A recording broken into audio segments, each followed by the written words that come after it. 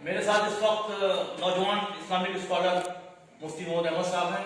مفتی محمد احمد صاحب، آپ نے ایک بار پھر ہمیں وقت دیا، آپ کا بہت بہت میں مشکور ہوں. آج جو ہمارا سوال ہے، کیونکہ ہم اس سے پہلے گفتگو کر چکے ہیں کچھ ایشوز پہ امپورٹنٹ، آج جو میرا سوال ہے وہ انٹرسٹ سود کو لے کے ہے. سود اسلام میں کب حرام قرار دیا گیا؟ دوسرا سوال اس میں ایک یہ ہے کہ یہ کب سے شروع ہوا، اس کی روایت کب سے پڑی. اسی میں ایک سوال آگے یہ ہے کہ سود اگر ہم آگے نکال رہے ہیں، انٹرسٹ کا پیسہ ہم مائنڈ سے کہیں سے نکال رہے ہیں، تو اس کا صحیح مصرف کیا ہے، اس کو ہم کہاں استعمال کریں. اور تیسرا اسی کا ایک پہلو اور ہے کہ بہت سے ہمارے مسلم معاشرے میں ایسے لوگ ہیں جو مالدار ہیں، ذی حیثیت ہے، لیکن ٹیکس بچانے کے لیے بینکوں سے سود پہ رقم لیتے ہیں. تو اس کی کیا صورت ہوگی، اس کی کیا اس میں شرعی طور پہ اس کا کیا مسئلہ ہے؟ مفتی محمد احمد صاحب. بسم اللہ الرحمن الرحیم. اللہ تعالیٰ آپ کو جزائے خیر عطا فرمائے کہ آپ نے دین کی معلومات کو عام کرنے کے لیے اس سلسلے کو جاری فرمایا ہے. سود، جس کو عربی زبان میں ربا کہتے ہیں اور انگریزی میں انٹرسٹ اور ہندی وغیرہ میں بیاج کے نام سے جانا جاتا ہے، اسلام میں اسے حرام قرار دیا گیا ہے. قرآن کریم میں بہت وضاحت کے ساتھ تقریباً 1 صفحے کی آیتیں ہیں جو بیاج اور سود کے حرام ہونے پر دلالت کرتی ہیں، اور نبی اکرم صلی اللہ علیہ وآلہ وسلم نے مختلف احادیث مبارکہ میں اس سے منع فرمایا ہے. سود ایک تو وہ ہوتا ہے کہ آپ نے کسی کو قرض دیا، ادھار دیا، اس کے بعد جب وہ اس قرض کو واپس کرے گا تو زیادہ مقدار میں واپس کرے گا، اور اگر اس متعینہ مدت میں واپس نہیں کر سکا تو پھر سود کی رقم اس میں بڑھا دی جاتی ہے. عام طور پر عرب میں سود کا یہ طریقہ بہت رائج تھا. قرآن کریم نے صاف صاف اس سے منع فرمایا ہے. یہ ادھار کا ربا اور ادھار کا سود ہوا. اور دوسری قسم کچھ خرید و فروخت اور بزنس اور تجارت کے معاملات ہوا کرتے تھے، اس میں بھی اس طریقے سے کمی زیادتی یا ادھار کا معاملہ کر کے سود شامل ہو جایا کرتا تھا. بہت تفصیل کے ساتھ احادیث مبارکہ میں ان کا ذکر آیا ہے اور ان سے منع کیا گیا ہے. سورۃ البقرہ کے آخری صفحات کی آیات کریمہ میں اللہ تعالیٰ نے صاف صاف ارشاد فرمایا ہے، یمحق اللہ الربا ویربی الصدقات. اللہ سود کو مٹاتا ہے اور صدقات کو بڑھاتا ہے. سود اور صدقہ یہ دو اپوزٹ چیزیں ہیں. صدقے میں بغیر کسی معاوضے اور بدل کے مال دوسرے کو دیا جاتا ہے، دوسرے کی ضرورتیں پوری کی جاتی ہیں، اور سود میں بغیر کسی معاوضے کے دوسرے کے مال کو وصول کیا جاتا ہے، دوسرے کے مال کو چھینا جاتا ہے اور گھسیٹا جاتا ہے.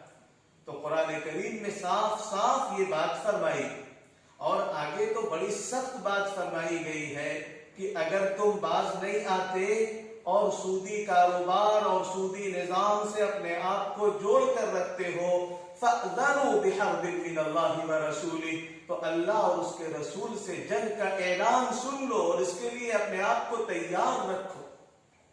اسلام نے دھیرے دھیرے سود کو ختم کیا ہے. سب سے پہلے پازیٹیو طریقے سے ختم کیا گیا کہ رحم کا مادہ، اچھے اخلاق پیدا کیے گئے، صدقات زکوٰۃ کی فضیلت بیان کی گئی، غریبوں اور پریشان حالوں کی مدد کرنے کا اجر بتایا گیا، اور سوسائٹی کو اس پر آمادہ اور تیار کیا گیا. پھر اس کے بعد صاف صاف حکم آ گیا کہ نہیں، سود حرام ہے بالکل. اور حجۃ الوداع، جو آخری حج ہمارے نبی صلی اللہ علیہ وسلم نے فرمایا ہے، اپنے اس دنیا سے پردہ فرمانے سے 2-3 مہینے پہلے اس میں صاف صاف خطبے میں اعلان فرمایا کہ جاہلیت کی ساری رسمیں میرے پیروں تلے پامال ہیں. وَرِبَ الْجَاهِلِيَّةِ مَوْضُوعٌ، اور زمانے جاہلیت کے سود بھی یہ پامال ہے۔ اس کے بعد فرمایا کہ سب سے بڑا سود یہ میرے خود خاندان کا، میرے چچا حضرت عباس رضی اللہ عنہ کا، میں سب ختم کرتا ہوں۔ اور اسی دن سے سود کی حرمت کا اعلان کر دیا گیا۔ سود کی وجہ سے رحم کا مادہ ختم ہو جاتا ہے، دل سخت ہو جاتے ہیں، ظلم پروان چڑھتا ہے، غریبوں کے خون چوسنے کی عادت پڑ جاتی ہے، اور سب سے بڑی خرابی یہ ہوتی ہے کہ دولت چند ہاتھوں میں سمٹ جاتی ہے۔ چند کمپنیاں ہوتی ہیں، چند افراد ہوتے ہیں، چند ساہوکار ہوتے ہیں، چند سرمایہ دار ہوتے ہیں جو پورے خزانے اور دولت کی ساری چیزوں پر سانپ بن کے بیٹھ جاتے ہیں۔ پھر وہ مارکیٹ میں جس طرح چاہتے ہیں اسے سپلائی کرتے ہیں۔ سود کے نظام کی وجہ سے معاشرے اور سماج کے اندر غربت آتی ہے، بے روزگاری آتی ہے، مہنگائی بڑھتی ہے۔ چنانچہ اللہ کے رسول صلی اللہ علیہ وسلم نے صاف صاف فرمایا، لعن اللہ آکل الربا وموکلہ وکاتبہ وشاہدیہ، اللہ کی لعنت ہو سود دینے والے پر، سود کھانے والے پر، سود کھلانے والے پر، اللہ کی لعنت ہو سود لکھنے والے پر، سود کی دستاویز اور سود میں گواہ بننے والوں پر۔ اور فرمایا کہ یہ سب گناہ کے اندر اور سودی نظام اور سودی کاروبار کے پروان چڑھانے میں برابر۔ بہت سخت الفاظ قرآن کریم میں سود کے لیے استعمال کیے گئے، کیونکہ اس میں ظلم پروان چڑھتا ہے، غریبوں کا خون چوسا جاتا ہے۔ اسلام یہ چاہتا ہے کہ دولت چند ہاتھوں میں سمٹ کے نہ رہے، ہاں فرد کی ملکیت، شخصی پراپرٹی، اس کا بھی احترام ہے، لیکن اسی کے ساتھ ساتھ اسلام یہ چاہتا ہے کہ اس غریبوں کا حق ادا کیا جائے۔ کَيْ لَا يَكُونَ دُولَةً بَيْنَ الْأَغْنِيَاءِ مِنْكُمْ، قرآن کریم میں فرمایا گیا یہ مال تم میں مالداروں کے درمیان گردش کرنے والا نہ رہے، بلکہ سب کو اس میں سے اس کا حق دیا جائے۔ اور آپ کا ایک سوال کیا تھا سود کے تعلق سے؟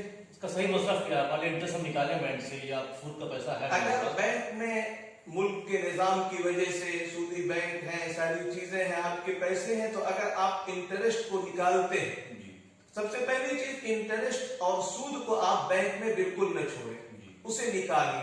سماج میں جو اس کے مستحق لوگ ہیں ان تک اسے پہنچا دیا جائے، یعنی سب کو دے سکتے ہیں، اس میں کوئی غربا، مساکین وغیرہ کسی بھی سب کو دے سکتے ہیں، مذہب کے، کسی بھی مذہب کے لوگ ہوں، بلکہ دوسرے مذہب کے ہوں تو ان کے لیے اور دیا جائے، انسانیت کے کاموں میں اسے خرچ کر دیا جائے، اسے بالکل ضائع اور برباد نہ کیا جائے۔ بہت سے احباب ٹیکس وغیرہ بچانے کے لیے، کاروبار بڑھانے کے لیے ایسا کرتے ہیں، پالیسیاں لے لیتے ہیں اور سودی نظام سے اپنے آپ کو جوڑ لیتے ہیں۔